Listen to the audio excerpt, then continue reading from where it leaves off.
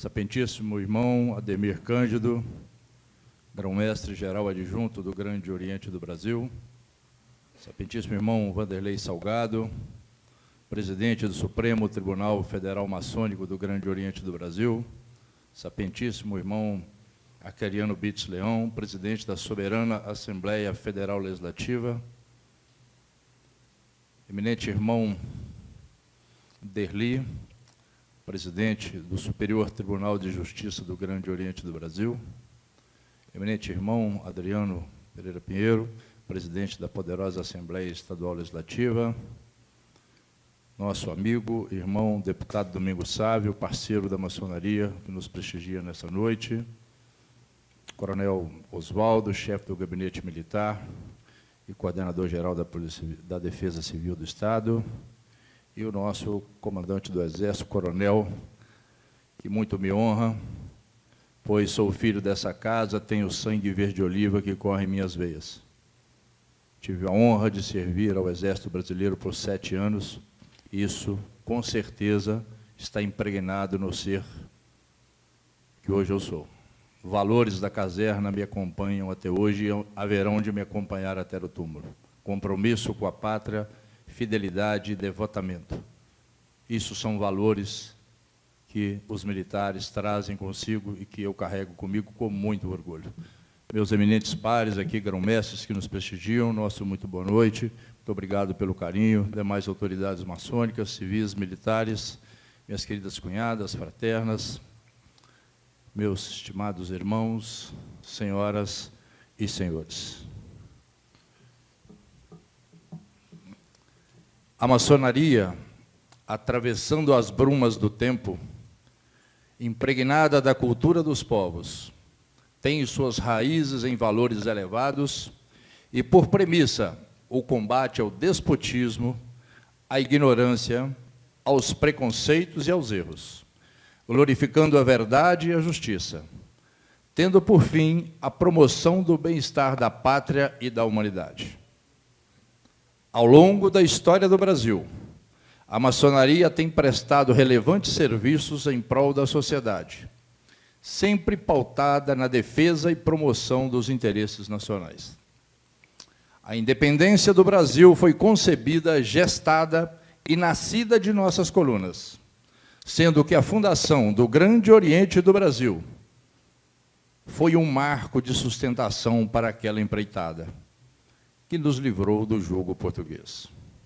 Aqui nas Minas Gerais, terra das alterosas, cujo sinônimo é liberdade, surgiu um importante movimento antecessor de nossa soberania, qual seja a Inconfidência Mineira, também idealizada com o apoio dos maçons, que por essas bandas já se enraizavam. O mártir daquele movimento libertário, Tiradentes, emprestou o seu nome à primeira designação histórica de nossa unidade federativa, Grande Oriente Estadual Tiradentes de Minas Gerais. A criação de unidade federativa em terras mineiras era um sonho antigo da comunidade maçônica gobiana, acalentado desde há muitas gerações. Foi concretizado graças à tenacidade e ao senso de compromisso maçônico do irmão coronel Otávio Batista Diniz, membro da augusta e respeitável Loja Simbólica, General José Maria Moreira Guimarães I, número 0562, aqui do Oriente de Belo Horizonte, da qual também tenho a honra de ser filho. Pretendemos recontar a história do hoje Grande Oriente do Brasil, Minas Gerais, que tem seu berço de gênese quando da fundação do Grande Oriente Estadual Tiradentes de Minas Gerais, no dia 16 de maio de 1953, sendo empossado como nosso primeiro grão-mestre o coronel Otávio Diniz, no dia 27 de maio de 1953, tendo como grão-mestre adjunto o irmão Serafim Caetano de Oliveira. Os filhos da Moreira Guimarães vão marcar essa data do dia 27 de maio, porque é a data de fundação da nossa oficina no ano de 1897. Ao ensejo dessa data festiva, é importante consignar que o Grande Oriente do Brasil, Minas Gerais, a cada ano de sua existência, consolida seu trabalho incansável em prol do fortalecimento da maçonaria universal e, em especial, do Grande Oriente do Brasil, sendo importante agente proativo na defesa dos interesses da sociedade, que se vê órfão de verdadeiros valores. Entretanto, em tão importante evento, e com a presença de ilustres autoridades maçônicas, civis e militares, bem como expoentes da sociedade mineira, não podemos nos furtar de externarmos nosso sentimento e pensamento com relação ao atual cenário político e social de nosso Estado e de nosso país. Cumpre-nos registrar que a história do Brasil se confunde com a história do Grande Oriente do Brasil, potência maçônica primaz de nosso país e que esteve presente em todos os movimentos relevantes históricos do passado e certamente perseverará no futuro com sua parcela de contribuição. O Grande Oriente do Brasil foi fundado em 17 de junho de 1822, portanto, estamos no limiar de comemorarmos 200 anos no ano que se aproxima. Somos a quarta instituição mais antiga em atividade no Brasil e a única não vinculada ao Estado, já que as outras mais antigas são a Casa da Moeda, os Correios e o Banco do Brasil. A independência do Brasil foi o primeiro marco histórico da participação ativa da maçonaria organizada, sendo que destacamos que Dom Pedro I, o mártir da independência, foi iniciado em nossos mistérios, tendo, inclusive, sido alçado ao cargo de grão-mestre-geral. Por ocasião da abolição da escravatura, a maçonaria teve papel fundamental, sendo que todas as leis antecedentes foram de autoria de parlamentares maçons. Destacamos também que inúmeras lojas registram em suas atas a arrecadação de fundos entre maçons para compra e alforriamento de escravos. Com a marcha natural dos tempos, vimos nossa história desaguar na proclamação da República, quando, mais uma vez, tivemos papel relevante, ao passo que o Marechal Deodoro da Fonseca e todos os 12 integrantes do primeiro ministério eram maçons. A proclamação da República de igual sorte foi gestada em nossas colunas, atendendo mais uma vez o clamor da sociedade. Não podemos deixar de registrar outro fato de importância secular para a contribuição com o nosso país, estampado no modelo de administração pública, talvez poucos aqui saibam. A tripartição de poderes, alicerçada em 3 níveis, já era praticada pelo Grande Oriente do Brasil antes da proclamação da República. E o Estado brasileiro, a República Brasileira, copiou esse modelo. Então, esse é um grande legado do Grande Oriente do Brasil para a sociedade brasileira. Não obstante, nos últimos tempos, a maçonaria tenha preferido se manter aquartelada dentro de nossos tempos. Nossos membros sempre ocuparam ao longo da história, como também ocupam, na atualidade, papel de relevância em todos os poderes e instâncias dos governos, nos 3 níveis da administração, emprestando o seu melhor para a defesa dos interesses maiores do país.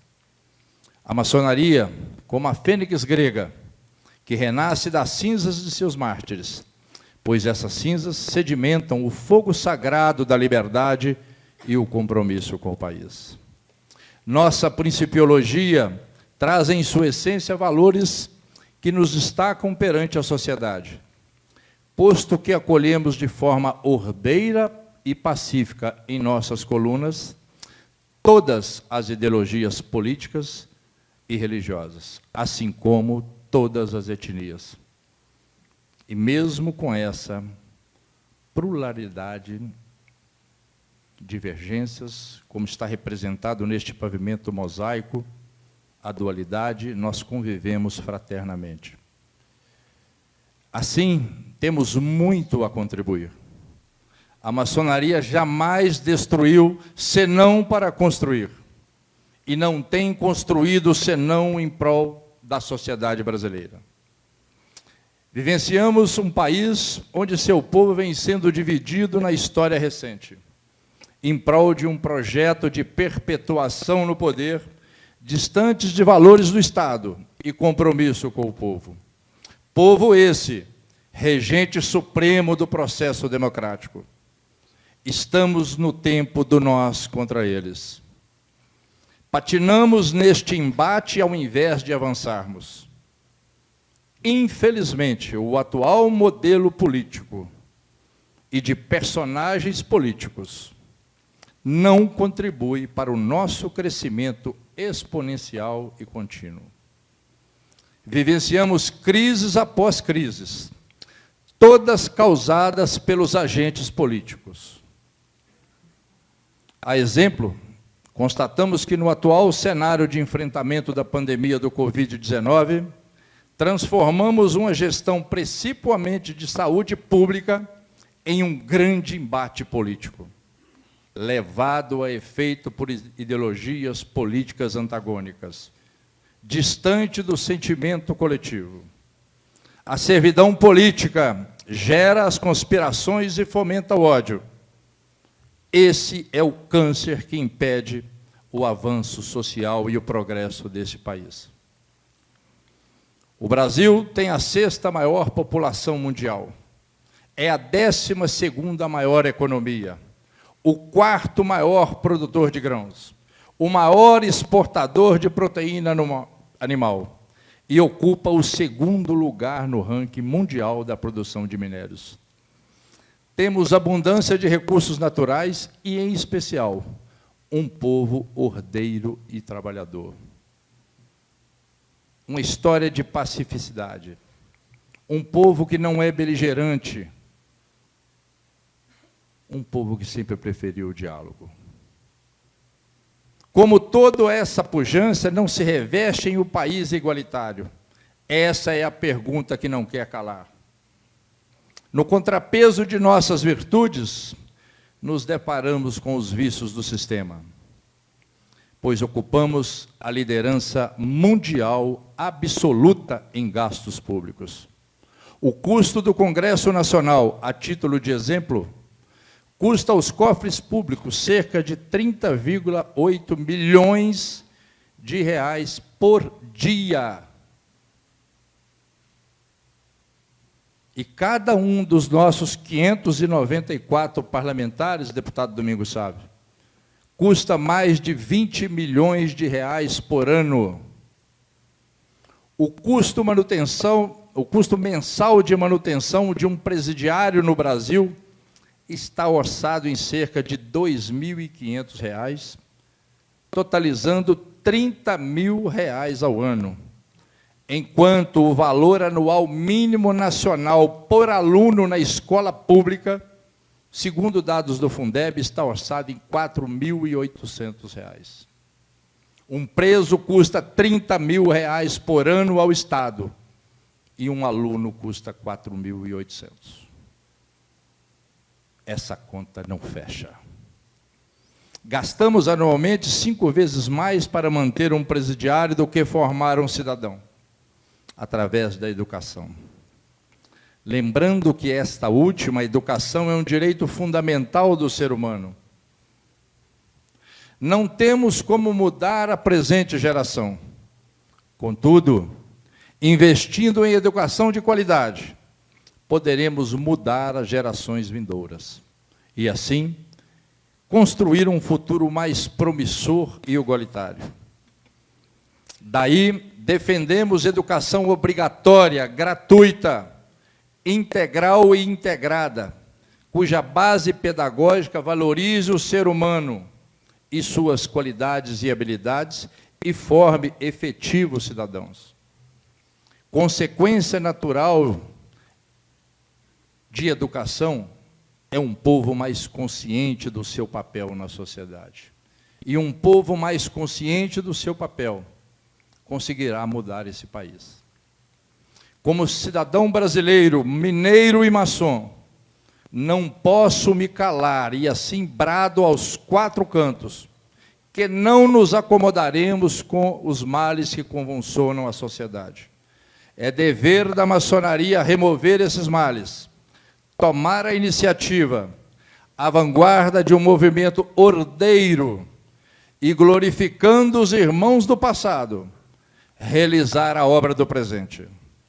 A convergência de nossos esforços, conforme a força de cada um, sem antagonismos ou egoísmos, deve ser a mola propulsora de nossas ações.